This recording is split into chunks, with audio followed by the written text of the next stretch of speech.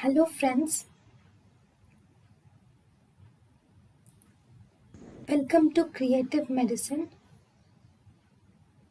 In this lecture, we will learn about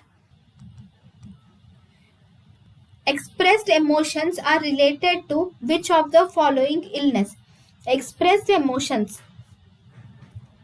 Okay, what is expressed emotions? Expressed emotions is the term which is used to describe the attitudes of family members with the patients of schizophrenia. So attitudes of family members, what the family members tell to these patients and how they treat them, this is called as expressed emotionality.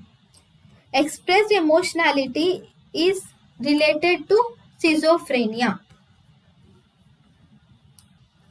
So expressed emotionality is related to schizophrenia.